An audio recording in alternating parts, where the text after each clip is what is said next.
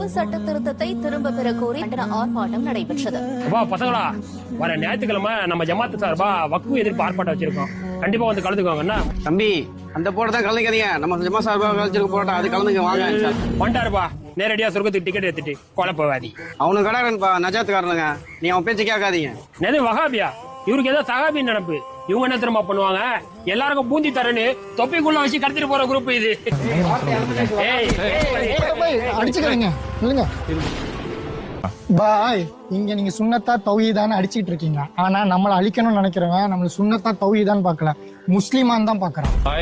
இஸ்லாமிய எதிரிகள் நம்மளோட தலையே வெட்டலாமான்னு யோசிச்சுட்டு இருக்கிறான். நம்ம என்னன்னா தலையில தொப்பி போடலாமான்னு சொல்லி சண்டை போட்டு கிடக்குறோம். மூமின்களோட ஒற்றுமையில தான் அல்லாஹ்வுடைய உதவி இருக்குது. அவன் நம்ம வாழ்வாதாரத்தை அளிக்கிறதுக்காக வக்ஃபு திருத்த சட்டம் கொண்டு வந்துட்டு இருக்கான். நீங்க வஹாபியா இல்லையான்னு சொல்லி சண்டை போட்டுட்டு இருக்கீங்க. இன்னைக்கு நம்ம ஒன்னா இல்லாட்டி நாளைக்கு நம்ம மண்ணில தான் இருப்போம். இனிமேலாவது மாத்திக்கோங்க. அல்லாஹ் சொல்கிறான், குர்ஆனுக்கு கட்டுப்படுங்கள், சுன்னாவிற்கு கட்டுப்படுங்கள். வலா தனாஸு, பிரிந்து விடாதீர்கள். நீங்கள் பிரிந்தால் உங்கள் பலத்தை இழப்பீர்கள், உங்கள் கண்ணியத்தை இழப்பீர்கள்.